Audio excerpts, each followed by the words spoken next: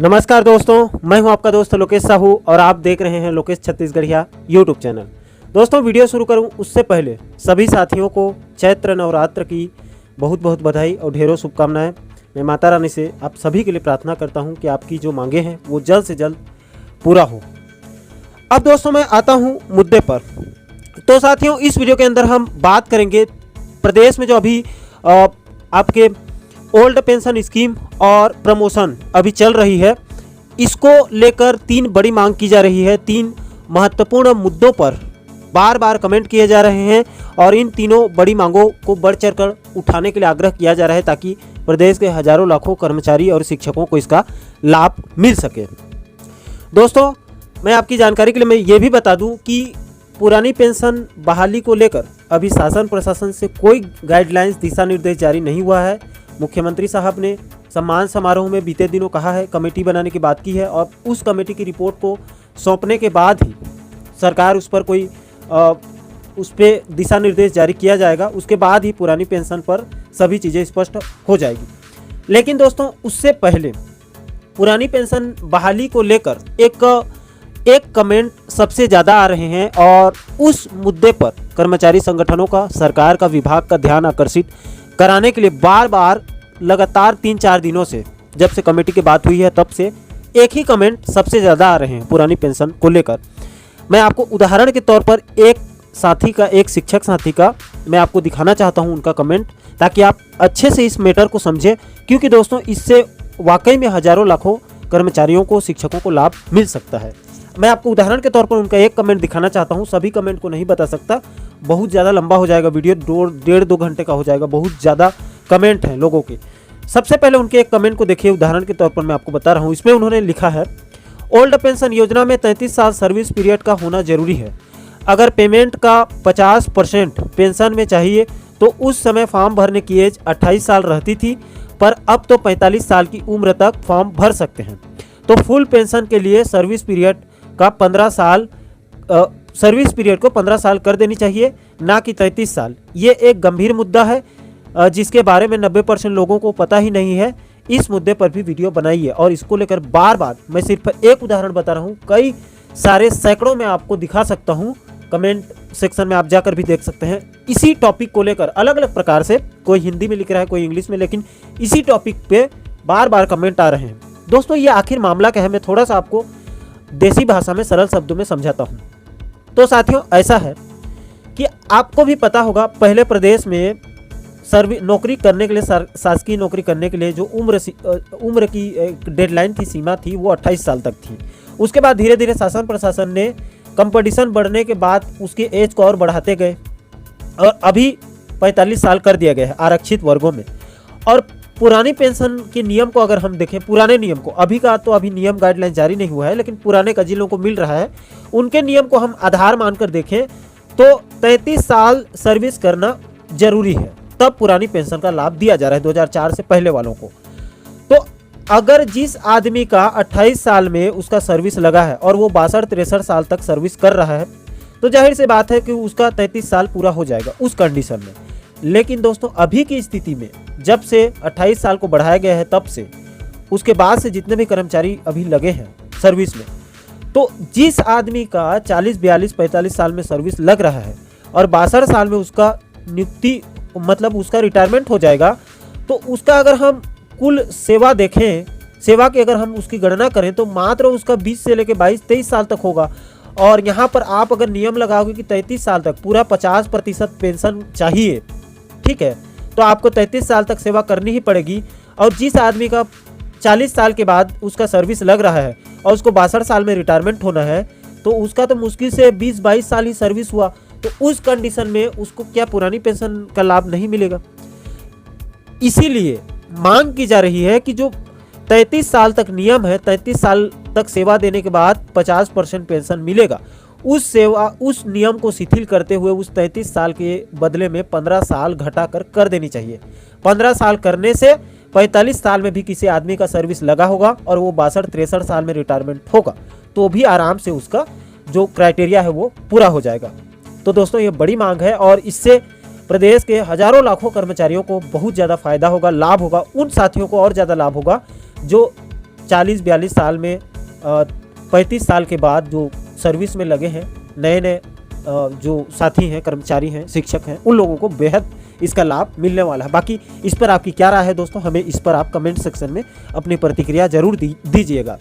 और दूसरा जो मांग है वो क्रमोन्नति को लेकर है। मैं आपको इसका भी एक उदाहरण दिखा देता हूं। आप देखिए, इसमें इसको लेकर भी अलग अलग आ रहे हैं और सभी में कॉमन एक चीज़ है कि क्रमोन्नति वेतनमान दिया जाए। ये सबकी मांग है, सभी की, चाहे वर्ग 1 हो, वर्ग 2 हो, वर्ग 3 हो, कोई भी वर्ग हो, क्रमोन्नति वेतन की जो मांग है वो भी बढ़ चढ़कर इसको उठाया जा रहा है। इसमें मैं एक शिक्षक का मैं बता रहा हूँ आपको उदाहरण के तौर पर। इस पर देखिए उनका कमेंट और उनका नाम वगैरह मैं हाइड कर दिया हूँ। इन फ्यूचर इनको किसी भी प्रकार की प्रॉब्लम नहीं होनी चाहिए जिन लोगों ने कमेंट किया है।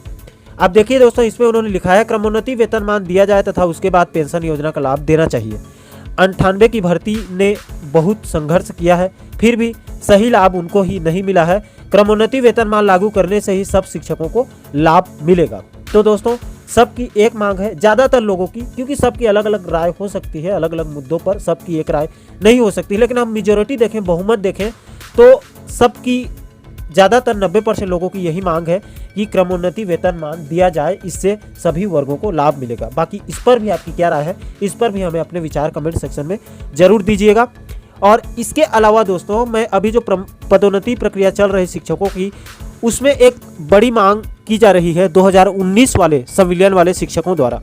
कहीं ना कहीं डायरेक्ट या फिर इनडायरेक्ट सरकार विभाग के लेट लतीफ़ी की वजह से उन शिक्षकों का भी अहित हो रहा है, नुकसान हो रहा है, जिसको लेकर भी वो बेचारे संघर्ष कर रहे हैं और लगातार वो कमेंट भी कर रहे हैं कि सर इस टॉपिक पर भी आप वीडियो बनाइए, इस मुद्दे को भी बढ़ चढ़ कर उठाइए, ताकि हमारे साथ जो अन्याय हो रहा है उस पर हमें न्याय मिले।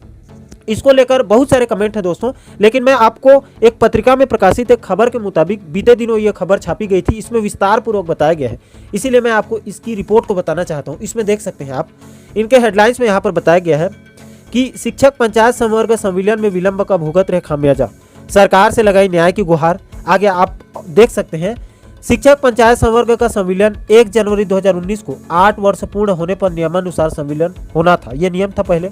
सरकार ने 8 वर्षों के निर्धारित समय के बजाय 1 जुलाई 2019 को किया, जिसके कारण इनकी वरिष्ठता में 6 माह का नुकसान हुआ है। जी हाँ दोस्तों, 1 जनवरी 2019 को 8 वर्ष पूरा होने के नियम था, लेकिन 6 महीना बाद लेट करके 1 जुलाई 2019 को इनका संविलियन किया गया, जिसके वजह से 6 महीने का इनको नुकसान हुआ है। संगठन ने सरकार से नियुक्ति तिथि को आधार मानकर संविलियन तिथि को शिथिल कर 8 वर्ष पूर्ण होने की तिथि को आधार बनाकर वरिष्ठता सूची में शामिल करने की मांग की है। Government employees welfare association Chhattisgarh के प्रांताध्यक्ष कृष्ण कुमार नौरंग ने बताया कि शिक्षक पंचायत संवर्ग का शिक्षा विभाग में संविलियन हेतु नियम निर्धारित हुआ था, जिसके अनुसार वर्ष 2010 के जुलाई से दिसंबर के बीच नियुक्त हुए शिक्षक पंचायत संवर्ग का संविलियन 1 जनवरी 2019 को 8 वर्ष पूर्ण होने पर नियमानुसार संविलियन होना था। सरकार ने 8 वर्ष की निर्धारित समय के बजाय 1 जुलाई 2019 को किया, जिसके कारण इनकी वरिष्ठता में 6 माह का नुकसान हुआ है। राज्य सरकार ने वन टाइम प्रमोशन देने 3 वर्ष किए जाने नीति में संशोधन से संविलियन में विलंब का खामियाजा भुगतना पड़ रहा है। तो कुल मिलाकर दोस्तों, 2019 संविलियन वालों का यही एक लाइन में मैटर है कि इनका नियम के मुताबिक 1 जनवरी 2019 को संविलियन हो जाना था, लेकिन सरकार ने 6 महीने लेट करके 1 जुलाई 2019 को किया, जिसमें बीच में इनको 6 महीने का लेट हो गया और उसी 6 महीने के कारण इनका अभी प्रमोशन नहीं हो पा रहा है। और ये बेचारे दिन रात कब विभाग के पास, कब कोई अलग अलग अधिकारियों के पास ये चक्कर लगा रहे हैं और काफ़ी परेशान हैं। और सभी वीडियो के नीचे लगभग इनका कमेंट रहता है, बहुत ज़्यादातर कमेंट इनका भी देखने के लिए मिलता है। इसलिए मैंने फैसला किया कि इस एक वीडियो के अंदर में मैं इन तीनों महत्वपूर्ण टॉपिक को, इस मुद्दे को उठाऊं, ताकि इन वर्गों को लाभ मिल सके। तो दोस्तों, इस वीडियो में आप तीनों मुद्दे को, प्रमोशन और पुरानी पेंशन बहाली से जुड़े तीनों मैटर्स को आप अच्छे से समझ गए होंगे। पहला तो जो 33 साल का सर्विस का नियम होता है, उसमें शिथिल करके 15 साल करने की मांग की जा रही है, ताकि जो कर्मचारी बाद में अभी नियुक्ति किए हैं उनको इसमें लाभ मिल सके। और दूसरा, क्रमोन्नति वेतनमान की लगातार मांग उठाई जा रही है, इसमें भी सभी वर्गों का हित होने वाला है। और तीसरा, 2019 संविलियन वालों को भी प्रमोशन में शामिल करने की मांग की जा रही है। आशा करता हूं दोस्तों, आप इस वीडियो के माध्यम से इन तीनों महत्वपूर्ण टॉपिक को आप अच्छे से समझ गए होंगे।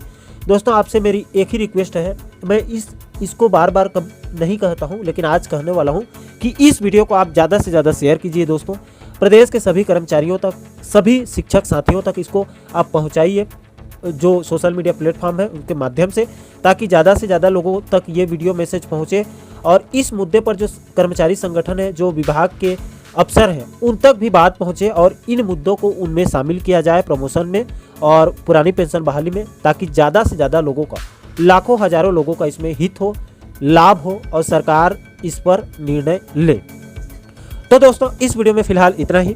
आशा करता हूँ इस वीडियो के माध्यम से तीनों महत्वपूर्ण मुद्दे को आप अच्छे से समझ गए होंगे। दोस्तों इस टॉपिक पर आपकी क्या राय है या आपके और कोई मुद्दे हैं तो हमें कमेंट सेक्शन में ज़रूर बताइए। हम सभी वर्गों को एक साथ लेकर आगे बढ़ेंगे।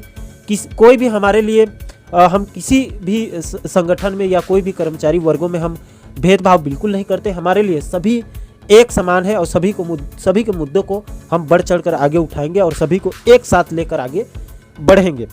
तो दोस्तों पुरानी पेंशन, शिक्षकों के वेतन विसंगति, कर्मचारियों के डीए जैसे महत्वपूर्ण मुद्दों पर आप आगे भी वीडियो देखना चाहते हैं तो हमारे चैनल को आप सब्सक्राइब जरूर करिए दोस्तों, ताकि हमारे सभी नए वीडियो की नोटिफिकेशन आप लोगों तक तुरंत पहुंच सके। दोस्तों इस वीडियो में फिलहाल अभी के लिए इतना ही। मुझे दीजिए इजाजत। मैं मिलता हूं आपसे एक और महत्वपूर्ण मुद्दे के साथ, महत्वपूर्ण टॉपिक के साथ। तब तक के लिए जय हिंद, जय छत्तीसगढ़।